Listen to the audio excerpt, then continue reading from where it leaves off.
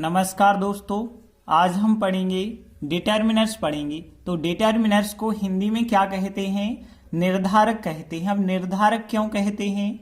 क्योंकि जो डिटर्मिनर्स होते हैं वो किसी संज्ञा की मात्रा को या संख्या को निर्धारित करते हैं। कोई नाउन होती है तो उस नाउन की कितनी मात्रा होगी या कितनी संख्या होगी, इसका निर्धारण वो करते हैं। जैसे हमने कहा सम बुक्स कहा, मतलब कुछ किताबें, तो यहाँ पे कुछ शब्द ने किताबों की संख्या निर्धारित करी है। भले ही वो कुछ कितनी भी हो सकती है, निश्चित भले ही नहीं है, तो निश्चित संख्या या निश्चित मात्रा को निर्धारित करते हैं डिटर्मिनर्स। जैसे हम कह देते कि यहाँ पे मच वाटर कह देते, मतलब ज्यादा पानी, तो यहाँ ज्यादा जो शब्द है इसने जो है पानी की मात्रा को निर्धारित किया है। भले ही मात्रा निश्चित या अनिश्चित है, हमें उससे कुछ नहीं लेना, लेकिन जितने भी डिटर्मिनर्स होते हैं या तो मात्रा को निर्धारित करते हैं किसी संज्ञा की, या तो संख्या को निर्धारित करते हैं। तो हम आज पढ़ेंगे सम एनी मच मैनी का प्रयोग कहाँ और कैसे होता है, और इसके साथ साथ हम वह महत्वपूर्ण एक्सरसाइज भी करेंगे जो कि पिछली वार्षिक परीक्षाओं में और जो भी पुरानी वार्षिक परीक्षाएं हुई हैं उन सब में कक्षा 9वीं 10वीं 12वीं 11वीं सब क्लासों में पूछी गई एक्सरसाइज का अध्ययन भी करेंगे। तो शुरू करते हैं। तो सबसे पहला जो डिटर्मिनर्स है वो है सम। सम का हिंदी मीनिंग होता है कोई, कुछ या थोड़ा होता है। अब देख रहे हैं हम सम का प्रयोग हम कहाँ कहाँ पे कर सकते हैं। तो सबसे पहला नियम है कि गणनीय बहुवचन संज्ञा आ जाती है, मतलब जिसको आप गिन सकते हैं और वो बहुवचन आ जाती है, तो वहां पे सम का प्रयोग किया जा सकता है। और मात्रात्मक हो जाती है कोई संज्ञा, तो उसमें भी आप सम का प्रयोग कर सकते हैं। जैसे एग्जाम्पल हम देख लेते हैं, सम बुक्स, यहाँ बुक्स बहुवचन है, गणनीय संज्ञा है और बहुवचन है, तो वहां पे सम हो जाएगा। सम बुक नहीं होगा, यदि बुक्स में एस लगा है, बहुवचन है, तभी सम आप लगा सकते हैं, वरना सम नहीं लगा सकते। और सम जो है मात्रात्मक संज्ञाओं के साथ भी आ जाता है। तो ये था हमारा पहला नियम। दूसरा नियम देखते हैं। सम का प्रयोग अधिकतर हम अफर्मेटिव सेंटेंस में करते हैं, मतलब सकारात्मक वाक्यों में किया जाता है। तो जब भी हमें सकारात्मक वाक्य दिए जाएंगे वहां पे हम सम का प्रयोग करेंगे। और फिर इसके बाद देखते हैं थर्ड रूल है, कुछ ऐसे प्रश्नवाचक वाक्यों में भी सम का प्रयोग हम कर सकते हैं जिनमें हम जो है इनविटेशन या रिक्वेस्ट बताना चाहते हैं। मतलब यदि हम किसी व्यक्ति से विनम्र होकर अनुरोध करते हैं, प्रार्थना करते हैं, निवेदन करते हैं, तो उन वाक्यों में भी हम सम का प्रयोग कर सकते हैं। और सम का प्रयोग जब हम करते हैं तो विनम्र निवेदन करने के लिए हमें जो प्रश्नवाचक वाक्य दिए जाते हैं उनमें विल, वुड, कुड और प्लीज, काइंडली जैसे वर्ड मिल जाते हैं, तो हम समझ जाते हैं यदि विल मिला, वुड मिला, कुड या प्लीज या काइंडली, और इनसे यदि वाक्य शुरू हुए तो ज्यादातर वे वाक्य जो है इनविटेशन या रिक्वेस्ट को दर्शाते हैं, तो हम वहां पे फिर सम का प्रयोग कर सकते हैं। तो सम के 3 नियम थे, तीनों नियम हमने समझ लिए। अब हम एनी का नियम देख लेते हैं। तो यहाँ पे एनी की यदि हम बात करें तो एनी का मतलब भी होता है कोई, कुछ, थोड़ा। और याद रखना सम और एनी एक साथ पूछे जाते हैं, तो सम और एनी में से हमें ऑप्शन लगाना पड़ता है। इसीलिए हम जो है सम एनी के सबसे पहले अच्छे से नियम देख लेते हैं, मच मैनी के भी नियम देख लेंगे, फिर बाद में हम एक्सरसाइज करेंगे कि किस में क्या भरा जाएगा। तो यदि हम बात करें एनी, तो एनी का मतलब भी होता है कोई, कुछ, थोड़ा। सेम टू सेम इनके अर्थ होते हैं। अब देखते हैं कहाँ पे हम इसका उपयोग कर सकते हैं। तो एनी का उपयोग जो है सब चीजों के साथ हो सकता है, चाहे वो गणनीय एक वचन संज्ञा हो, गणनीय बहुवचन संज्ञा हो या मात्रात्मक संज्ञा हो, सबके साथ हम एनी का यूज कर सकते हैं। जैसे एग्जाम्पल यदि हम देखें, एनी फ्रेंड्स, मतलब एनी के बाद बहुवचन संज्ञा, एनी बुक एक वचन संज्ञा, एनी मनी, मनी को मात्रात्मक संज्ञा कहा जाता है, ध्यान रखना, क्योंकि मनी का बहुवचन मनीज नहीं बन सकता, इसलिए ये क्या है, अनकाउंटेबल नाउन में रखी गई है मनी शब्द और टाइम शब्द और नॉलेज शब्द, जो ध्यान रखना अक्सर कंफ्यूज करते हैं। तो यहाँ पे देख सकते हैं आप कि एनी के बाद बहुवचन भी हो सकता है, एक वचन भी हो सकता है और मात्रात्मक संज्ञा भी हो सकती है। तो और कौन सा नियम बनता है इसके अलावा, देखते हैं ज्यादातर जो है नेगेटिव वाक्यों में, ध्यान देना, नेगेटिव वाक्यों में ही हम जो है एनी का प्रयोग करते हैं ज्यादातर। तो यदि हमें नेगेटिव वाक्य मिलता है तो हम वहां पे एनी का प्रयोग कर देते हैं। इसके अलावा अगला नियम देखते हैं। तो अगला नियम है कि उन इंट्रागेटिव वाक्यों में भी हम एनी का प्रयोग कर सकते हैं जिनमें इनविटेशन या रिक्वेस्ट ना हो। देखिए हमने सब में पढ़ा था कि जब प्रश्नवाचक वाक्य है और इनविटेशन या रिक्वेस्ट है तो वहां सम का प्रयोग करेंगे, लेकिन यदि इंट्रागेटिव वाक्य हो, इनविटेशन या रिक्वेस्ट ना हो तो वहां पे आप जो है एनी का प्रयोग कर देंगे। और इस सबसे बड़ा नियम आप ध्यान देना, सबसे बड़ा नियम, चौथा नियम ये है जो अक्सर पूछ लेते हैं और हम गलती कर देते हैं। कुछ नकारात्मक शब्द, कुछ नेगेटिव शब्द, hardly, scarcely, barely, rarely, seldom, never, without, ये ऐसे शब्द हैं जो वाक्य में दिखते ही, वाक्य में आपको दिखते ही एनी का प्रयोग कर देना है, क्योंकि ये सभी के सभी वर्ड नेगेटिव अर्थ देते हैं और नेगेटिव वाक्यों में हमें एनी का प्रयोग करना है। तो देखिए हार्डली यदि वाक्य में लिखा होगा तो वाक्य लगेगा तो अफर्मेटिव, लेकिन यहाँ पे ये शब्द जो है अपने आप वाक्य का नेगेटिव अर्थ देने लगते हैं। तो जब नेगेटिव अर्थ देने लगते हैं तो नेगेटिव वाक्य बन जाता है वो, और नेगेटिव वाक्य में हमें एनी का प्रयोग करना पड़ेगा। तो एनी के 4 रूल आप अच्छे से ध्यान रखना आगे जब हम एक्सरसाइज करेंगे। फिलहाल जो है हम मच और मैनी के नियम और अच्छे से समझ लेते हैं, फिर सम, एनी, मच, मैनी चारों की हम एक्सरसाइज कर देते हैं। तो देखते हैं मच और मैनी। सबसे पहले मच का जो हिंदी मीनिंग होता है ज्यादा या बहुत होता है, जबकि मैनी का मीनिंग होता है कई या अनेक होता है। तो मीनिंग से तो ज्यादा हमें मतलब नहीं है, हमें मतलब है कि इनका प्रयोग कहाँ पे करते हैं। तो यहाँ पे देखिए कहाँ कहाँ पे हम इनका यूज कर सकते हैं। जब यहाँ पे बहुत ज्यादा मात्रा होती है, ठीक है ना, ज्यादा मात्रा बताते हैं, ध्यान रखना इस मच का प्रयोग जो है हम मात्रा बताने के लिए करते हैं, और ज्यादा मात्रा होती है वहां पे हम क्या लगाते हैं, मच लगाते हैं, और ज्यादा संख्या होती है तो उस संख्या को बताने के लिए हम मैनी लगाते। ज्यादा संख्या होती है, अब मतलब ये जो है वाक्यों के व्यवहारिक रूप के लिए, जैसे आपको पता है कि आपके पास जो है ज्यादा पानी है तो आप मच वाटर इस्तेमाल करेंगे। अब ज्यादा पानी नहीं है आपके पास, कुछ पानी है, तो वहां पे सम वाटर भी आप यूज कर सकते हैं। उसी प्रकार से मैनी ज्यादा संख्या है, जैसे हम कहें हमारे पास कई किताबें हैं, मतलब बहुत ज्यादा आपके पास किताबें हैं तो मैनी बुक्स आप यूज कर सकते हैं, और कई नहीं है आपके पास, कुछ हैं तो आप सम बुक्स यूज कर सकते हैं। तो यहाँ पे और आगे देखते हैं कौन सा नियम है कि मात्रात्मक अगणनीय संज्ञा के साथ ही हम मच का प्रयोग करते हैं। तो अगणनीय संज्ञा मतलब होती है अनकाउंटेबल नाउन। तो अनकाउंटेबल नाउन मतलब जिनको हम गिन नहीं सकते, जिनकी केवल मात्रा होती है, उन्हीं के साथ हम मच का प्रयोग करते हैं। जबकि गणनीय बहुवचन संज्ञा जिनको हम गिन सकते हैं, जो काउंटेबल नाउन है, वो बहुवचन में होनी चाहिए, तभी आप मैनी लगा सकते हैं। इसके अलावा देखिए यहाँ पे हाउ मच के बाद ध्यान रखना मात्रात्मक संज्ञा आती है, और हाउ मच के द्वारा हम मात्रा पूछना चाहते हैं कि कितनी मात्रा में है वो कोई चीज। जैसे हम पूछते हैं कितना पानी, तो आप पानी की मात्रा पूछना चाह रहे हैं तो हाउ मच वाटर लिखेंगे, और यदि आप मिल्क की मात्रा पूछ रहे हैं तो हाउ मच मिल्क लिखेंगे। मतलब मात्रात्मक संज्ञा को पूछना चाहते हैं वो कितनी मात्रा में है, तो हाउ मच के बाद जो है मात्रात्मक संज्ञा रखेंगे। लेकिन हाउ मैनी के बाद यदि गणनीय बहुवचन संज्ञा रख दी जाती है तो आप जो है पूछना चाहते हैं कोई भी संज्ञा की संख्या कितनी है वो पूछना चाहते हैं।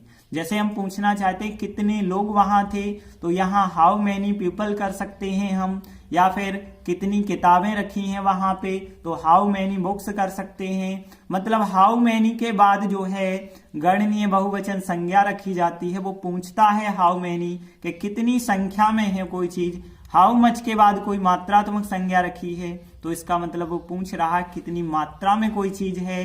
तो इस प्रकार से हमने मच और मैनी के जो है नियम देखे, सम एनी के भी हमने नियम देख लिए हैं। अब हम बहुत महत्वपूर्ण एक्सरसाइज कर रहे हैं जो पिछले सालों में 4-5 सालों में जो है 9वीं 10वीं 11वीं 12वीं में एग्जाम्पल पूछे गए हैं, उनका हल देख लेते हैं। तो देखिए पहला एग्जाम्पल है there are previous novels in the library. मतलब यहाँ पे लाइब्रेरी मतलब पुस्तकालय में, और प्रीवियस पिछले, और नोवेल्स उपन्यास कहलाते हैं। तो प्रीवियस मतलब हो गया पिछले उपन्यास, तो पुस्तकालय में पिछले उपन्यास हैं। अब सम या एनी में से हमें प्रयोग करना है। तो देखिए यहाँ पे हम आपको स्पष्ट कर दें, आपसे जनरली पूछा जाएगा सम या एनी भरिए या तो मच और मैनी भरिए। तो यहाँ पे जैसे पूछा गया सम एनी, तो आपको पता है पूरा वाक्य अफर्मेटिव है, और अफर्मेटिव वाक्यों में हम जो है सम का उपयोग करते हैं। तो यहाँ पे फिर राइट आंसर क्या हो जाएगा, सम हो जाएगा। तो यहाँ पे हिंदी मीनिंग हो गया कि जो पुस्तकालय है उस पुस्तकालय में कुछ पिछले उपन्यास रखे हुए हैं या पिछले उपन्यास हैं, सम राइट आंसर होगा। अगला देखते हैं कि देयर आर खालिस्तान precious books in the library. दोबारा हमें अफर्मेटिव वाक्य मिला। अफर्मेटिव वाक्य क्या कहलाता आपको पता होगा, जिसमें नोट नहीं होता और क्वेश्चन मार्क नहीं लगा होता, वो अफर्मेटिव वाक्य कहलाते हैं। तो अफर्मेटिव वाक्य फिर हमें मिला, तो फिर सम हो जाएगा राइट आंसर। तो यहाँ पे अर्थ क्या हो गया, देयर आर सम प्रीसियस होता है कीमती, और बुक से मतलब किताबें, लाइब्रेरी पुस्तकालय को कहते हैं। तो पुस्तकालय में जो है कुछ जो है कीमती किताबें हैं, इसका अर्थ हो जाएगा। अगला वाक्य देखिए, आई हैव खालिस्तान फ्रेंड्स, और यहाँ पे मच और मैनी ऑप्शन आ गए हैं। तो या तो मच भरेंगे या तो मैनी भरेंगे, और आपको पता है मच जो है मात्रात्मक संज्ञा को पूछता है, जबकि मैनी जो है संख्यात्मक बहुवचन के साथ हम यूज करते हैं। और यहाँ फ्रेंड्स क्या है, संख्यात्मक बहुवचन है, इसलिए राइट आंसर क्या हो जाएगा, मैनी। और इसका हिंदी मीनिंग हो जाएगा आई हैव मैनी फ्रेंड्स, मतलब मेरे कई मित्र हैं। अगला देखते हैं, ही हैज खालिस्तान बुक्स, फिर आ गया मच या मैनी, और यहाँ पे आप देख रहे हैं बुक्स लिखा है, मतलब बहुवचन है और गणनीय संज्ञा है, और बहुवचन गणनीय संज्ञा के साथ हम मैनी का यूज करते हैं। तो राइट आंसर हो जाएगा इसका मैनी। तो उसके पास जो है कई किताबें हैं, हो जाएगा हिंदी मीनिंग इसका। आगे का वाक्य देखते हैं कि दे बॉट, बाय क्रिया, बाय जो खरीदना होता है उसका सेकंड फॉर्म होता है बॉट। तो उन्होंने खरीदा खालिस्तान हनी, हनी का मतलब शहद होता है, शहद, और शहद जो है वो क्या होती है आपको पता होगा, शहद मात्रात्मक संज्ञा होती है। ठीक है, तो हमें अब सम और एनी में से भरना है। तो देखा जाए वाक्य है पूरा अफर्मेटिव, और अफर्मेटिव वाक्य में हम सम का प्रयोग करते हैं।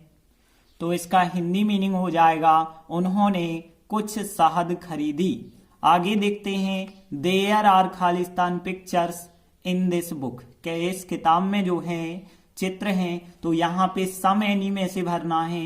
वाक्य फिर अफर्मेटिव है, तो फिर हम यहाँ पे सम का प्रयोग कर लेंगे।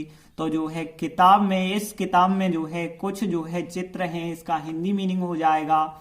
आगे का वाक्य देखिए, Komal does not have Khalistan friends. अब देखिए नेगेटिव वाक्य आ गया, नॉट लगा है, नेगेटिव वाक्य आ गया, और नेगेटिव वाक्य में हम एनी का प्रयोग करते हैं। तो एनी राइट आंसर हो जाएगा। तो यहाँ पे इसका हिंदी मीनिंग क्या हुआ कि कोमल के पास जो है कोई मित्र नहीं है, या फिर कोमल कोई मित्र नहीं रखता है।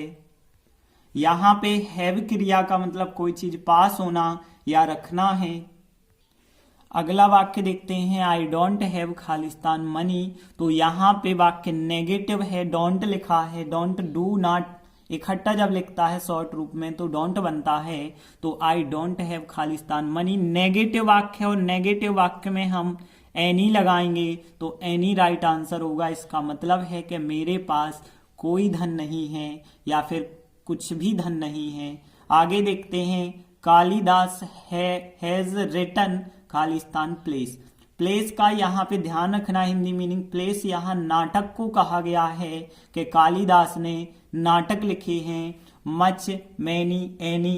तो यहाँ पे देखिए सबसे पहली चीज यहाँ पे मात्रात्मक संज्ञा तो है नहीं, प्लेस। प्लेस का मतलब नाटक, और बहुवचन में हो गए नाटक, और बहुवचन में मैनी का हम प्रयोग करते हैं। अब एनी का प्रयोग यहाँ पे नेगेटिव वाक्य तो है नहीं कि हम एनी लगा देंगे, नेगेटिव नहीं है तो यहाँ पे एनी तो नहीं लग सकता, और मात्रात्मक संज्ञा भी नहीं है प्लेस, तो यहाँ पे मच नहीं लग सकता। फिर यहाँ पे क्या लगाएंगे हम, मैनी लगाएंगे। और यदि आपको ऑप्शन हम सम भी इसी में दे देते तब भी मैनी ही लगाते, क्योंकि कालिदास ने कई नाटक लिखे हैं, कुछ नाटक लिखे हैं, ऐसा गलत होता। क्योंकि कुछ का मतलब होता है जैसे आपको जितनी चीज की जरूरत होती है उससे भी कम यदि संख्या होती है या मात्रा होती है तो वो कुछ कहलाती है। लेकिन जो है यदि आपको जरूरत से ज्यादा मिलती है वो चीज तो वो मैनी कहलाती है। तो यहाँ पे हम मैनी भरते, चाहे सम ऑप्शन भी होता तो भी हम मैनी भर देते। आगे देखते हैं कि वी हैव नॉट गॉट खालिस्तान ब्रेड। तो यदि हम ब्रेड की बात करें तो ब्रेड हम रोटी को कहते हैं, और रोटी की बात करें तो यहाँ पे रोटी को तो हम गिन सकते हैं। अब देखिए जब गिन सकते हैं तो यहाँ पे मच तो आएगा नहीं, क्योंकि यहाँ मच का प्रयोग तो हम मात्रात्मक संज्ञाओं के साथ करते हैं, तो मच तो नहीं आ सकता। मैनी की बात करें, मैनी का बहुवचन के साथ होता है, ब्रेड से लिखा होता तो जरूर हम मैनी के बारे में सोच सकते थे, तो मैनी भी नहीं होगा। और नेगेटिव वाक्य है और एक वचन, बहुवचन या फिर मात्रात्मक कुछ भी हो वहां पे हम एनी का प्रयोग कर सकते हैं, तो यहाँ पे एनी राइट आंसर हो जाएगा। अगला वाक्य देखते हैं कि he did not have Khalistan milk. देखिए नेगेटिव वाक्य दिखा है, और नेगेटिव वाक्य में आप जो है एनी लगाते हैं तो फिर एनी राइट आंसर होगा, क्योंकि सम का प्रयोग अफर्मेटिव वाक्यों में किया जाता है। लिटिल हम आगे पढ़ेंगे, फ्यू लिटिल वाली कैटेगरी आगे पढ़ेंगे कि किस प्रकार से आ लिटिल, दा लिटिल और लिटिल होते हैं, आ फ्यू, दा फ्यू होते हैं, और फिर जो है फ्यू अकेला होता है। तो इन सबको हम आगे सॉल्व करेंगे। तो यहाँ पे हम नेगेटिव वाक्य देख रहे हैं, इस कारण से एनी राइट आंसर है। अगला वाक्य देखिए, he speaks Khalistan different language. अब देखिए डिफरेंट लैंग्वेज मतलब जो होती है एक अलग प्रकार की भाषाएं, भिन्न प्रकार की भाषाएं कहलाएंगी। तो यहाँ मच मैनी ऑप्शन दिए गए हैं, तो मच मैनी में से हम क्या भरेंगे। देखिए डिफरेंट लैंग्वेज बहुवचन बना है, और बहुवचन है मतलब आप मच का प्रयोग तो नहीं कर सकते, क्योंकि मच का तो मात्रा बताने में उपयोग होता है। तो यहाँ पे मैनी राइट आंसर होगा। इसका हिंदी मीनिंग हो जाएगा वह जो है कई विभिन्न प्रकार की भाषाएं बोलता है। यदि यहाँ सम भी दिया होता तो भी मैनी ही आंसर होता, क्योंकि सम का मतलब जो होता है कुछ होता है, और कुछ वहां पे जितनी आपको आवश्यकता होती है उससे भी थोड़ी कम चीज होती है, कम संख्या होती है, तो वहां सम लगाते हैं। लेकिन यहाँ पे वो यदि कई भाषाएं बोलता है तो मतलब वो अपेक्षा से ज्यादा बोलता है, उस पर जितनी आनी चाहिए उससे भी ज्यादा बोल रहा है, तो मैनी ही फिर वहां पे भी आंसर होता है यदि सम भी विकल्प दिया जाता। अगला देखिए, ही हैज हार्डली मनी लिखा है।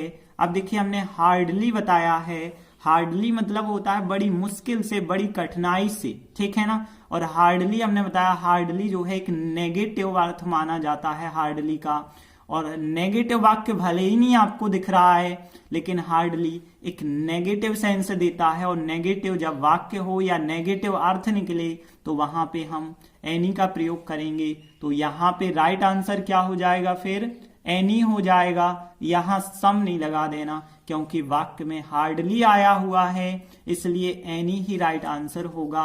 आगे देखते हैं, यू ईट, यू मे ईट आप खा सकते हैं, और एज खालिस्तान एज यू लाइक जितना आप चाहें, ठीक है। अब देखिए खाने की बात कर रहे हैं तो आप भोजन खा सकते हैं जितना ज्यादा आप चाहें, तो आप समझ गए हम भोजन की बात कर रहे हैं, और भोजन जो फूड होता है वो तो अनकाउंटेबल है, मात्रात्मक होगा, इस वजह से हम यहाँ पे मच भरेंगे।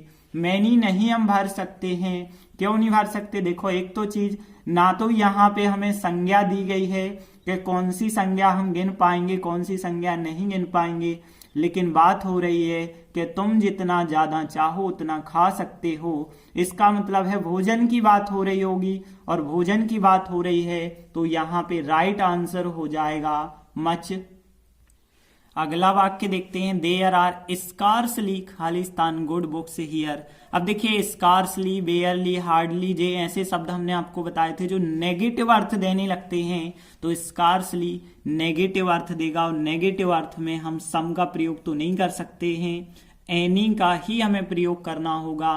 तो यहाँ पे एनी राइट आंसर हो जाएगा। इसका मतलब ये हुआ कि यहाँ पे बड़ी मुश्किल से कोई भी अच्छी किताबें हैं, तो इसका मीनिंग हो गया। तो ध्यान रखना, हार्डली, स्केयर्सली, बेयरली, जो हमने कुछ नेगेटिव वर्ड आपको बताए थे उनके साथ हमेशा हम एनी का प्रयोग करेंगे। अगला वाक्य देखते हैं, would you give me Khalistan books. अब यहाँ पे ध्यान देना, हमने आपको बताया था कि विल हो गया, वुड हो गया, कुड हो गया और प्लीज हो गया, काइंडली हो गया। जब भी वाक्य की शुरुआत में आते हैं और क्वेश्चन मार्क लगा होता है तो वहां पे आप समझ जाइएगा कि इनविटेशन या रिक्वेस्ट की बात करी गई होगी। तो यहाँ would you give me Khalistan books, क्या आप मुझे कुछ किताबें देंगे। आप विनम्र अनुरोध कर रहे हैं, किसी व्यक्ति से रिक्वेस्ट कर रहे हैं। तो रिक्वेस्ट करते वक्त आप ध्यान रखना, वहां पे फिर हम सम का प्रयोग कर देते हैं। हमने बताया था कि रिक्वेस्ट या इनविटेशन हो, विनम्र अनुरोध किया जाए,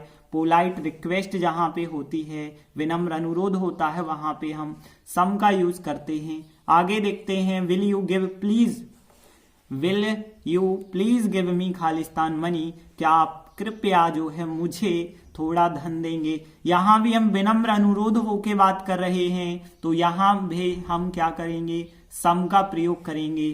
फिर आगे का वाक्य देखते हैं, have you Khalistan complaint against us. देखिए कंप्लेंट का मतलब होता है शिकायत, तो यहाँ पे सम एनी में से क्या होगा, तो देखिए यहाँ पे सम इसलिए नहीं हो सकता क्योंकि कंप्लेंट में एस होना चाहिए था, क्योंकि कंप्लेंट मतलब शिकायत, शिकायत तो बहुवचन में भी हो सकती थी और सम का प्रयोग आपको पता है बहुवचन में करते हैं, सम का प्रयोग एक वचन में तो नहीं कर सकते हैं। तो यहाँ सम तो हो नहीं पाएगा। और बात करें हैव के द्वारा जो होता है इनविटेशन रिक्वेस्ट नहीं की जा सकती है, तो इनविटेशन या रिक्वेस्ट तो है नहीं, तो इसमें जो है सम नहीं होगा। फिर एनी राइट आंसर हो जाएगा, तो यहाँ पे एनी राइट आंसर हो जाएगा। अब हिंदी मीनिंग होगा, क्या आपको जो है, क्या आपके पास जो है हमारे विरुद्ध कोई शिकायत मिली है या कोई शिकायत है, तो एनी राइट आंसर हो जाएगा।